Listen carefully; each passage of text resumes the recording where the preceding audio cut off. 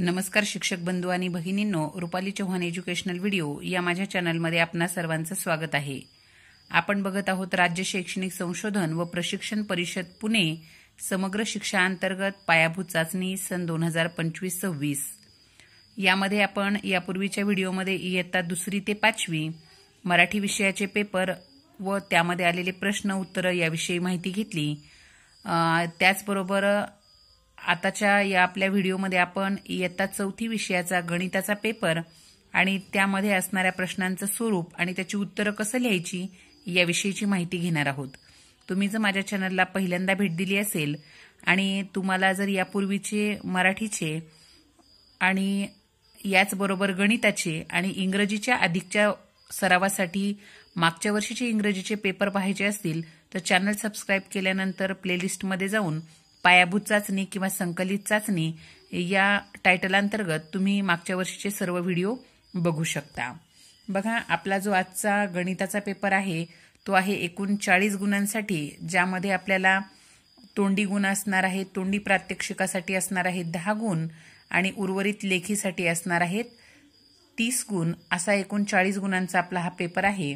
बघा, या ठिकाणी प्रात्यक्षिक आणि तोंडी प्रश्न यामध्ये प्रात्यक्षिकासाठी जो पहिला प्रश्न दिलेला आहे तो आहे विद्यार्थ्यांना कंपासमधील पट्टीच्या सहाय्याने स्वतःच्या हातच्या विटेची लांबी मोजण्यास सांगावी।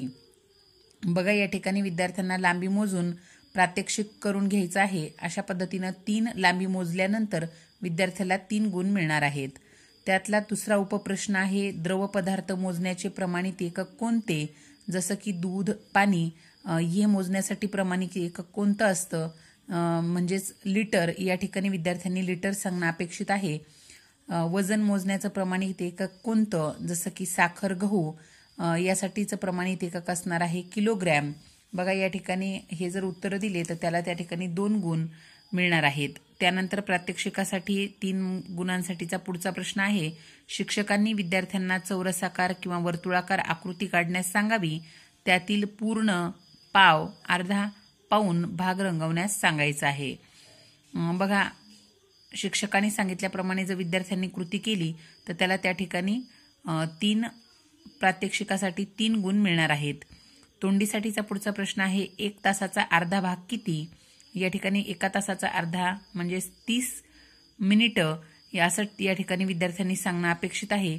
2 पाव भाग मिळून किती भाग होतात। बघा, 1 पाव आणि दुसरा 1 पाव असं मिळालं तर अर्धा होतो।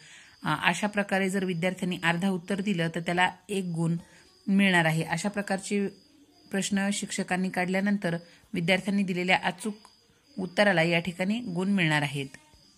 लेखी चाचणीसाठीचा जो पहिला प्रश्न आहे एकूण 5 गुणांसाठी, खाली दिलेली उदाहरणे सोडव। आईने योगिताला सहलीसाठी 750 रुपये पाकिटात घालून दिले, ही रक्कम पाकिटावर अंकात लिही। बघा, या ठिकाणी 750 या ठिकाणी असं लिहिणं अपेक्षित आहे।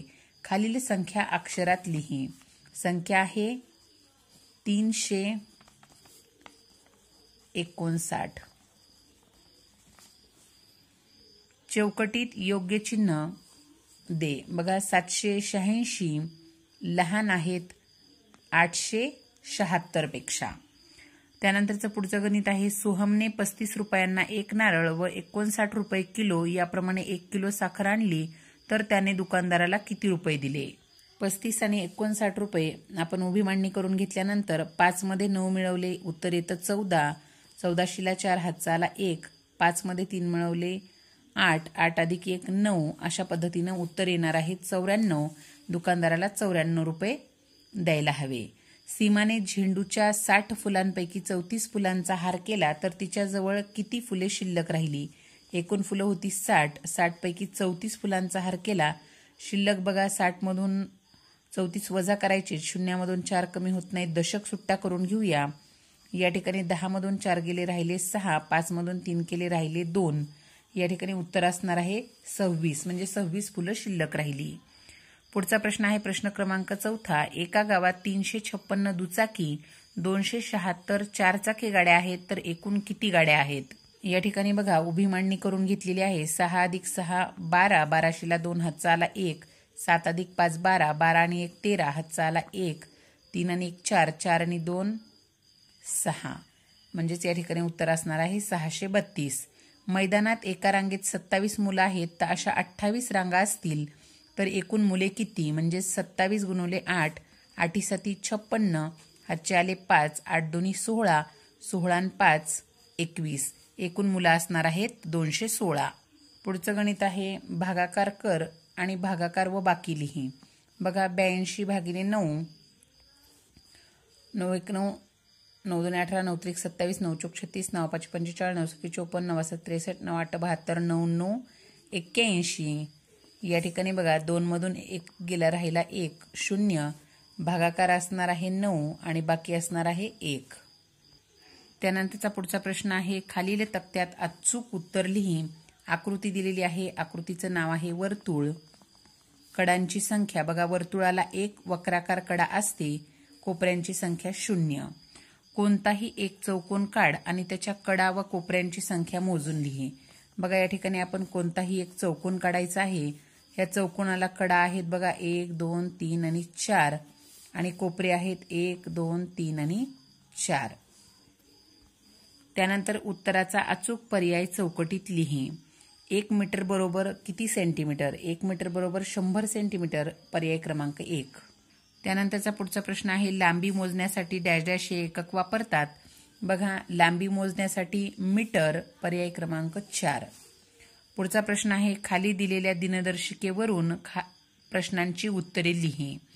बघा आपल्याला दिनदर्शिका ऑगस्ट 2025 ची दिलेली आहे, म्हणजे आता सध्याचा जो चालू महिना आहे त्याची ही दिनदर्शिका दिलेली आहे.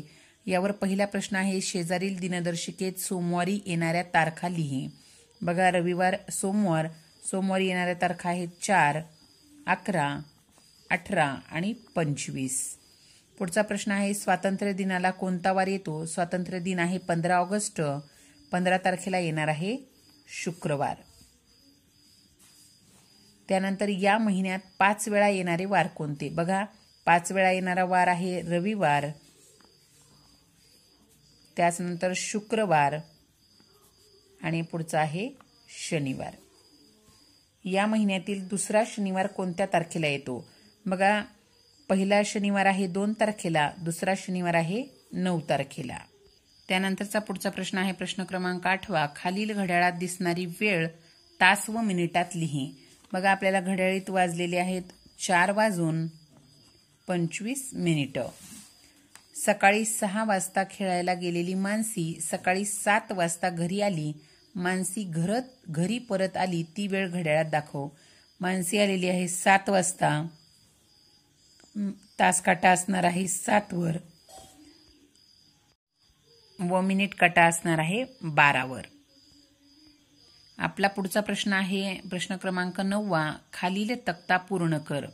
बघा या ठिकाणी तक्त्यामध्ये दिलेला आहे विद्यार्थिनींना आवडणारा खेळ, ताळ्याच्या खुणा आणि विद्यार्थिनींची संख्या.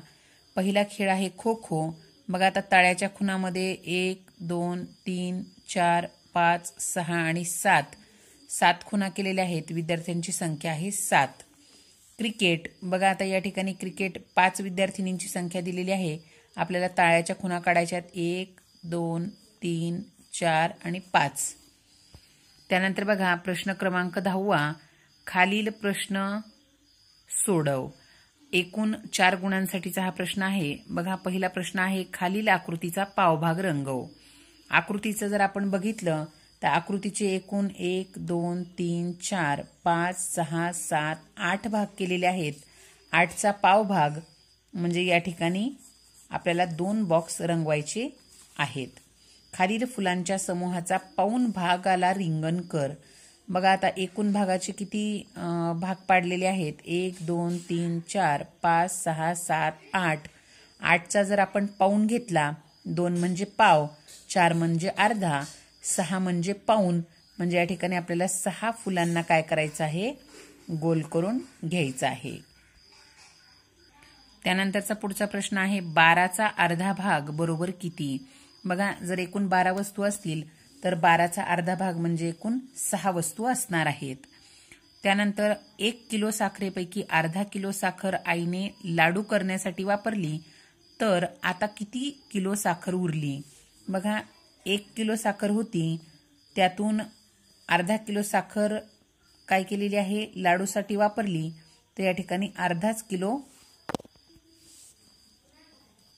किलो साखर काय असणार आहे, शिल्लक राहणार आहे, उरणार आहे. बघा, अशा पद्धतीनं आपण आजच्या या व्हिडिओमध्ये इयत्ता 4थी मधील गणित विषयातील सर्व प्रश्न व त्या प्रश्नांची उत्तरं कशी लिहायची याविषयीची माहिती घेतली. यानंतरच्या व्हिडिओमध्ये आपण इयत्ता 3री व 2री यांचे देखील पेपर बघणार आहोत. म्हणजेच तुम्हाला माझ्या या व्हिडिओमध्ये चॅनलमध्ये 2री ते 5वी पर्यंतचे गणिताचे आणि मराठीचे सर्व व्हिडिओ पाहायला मिळतील.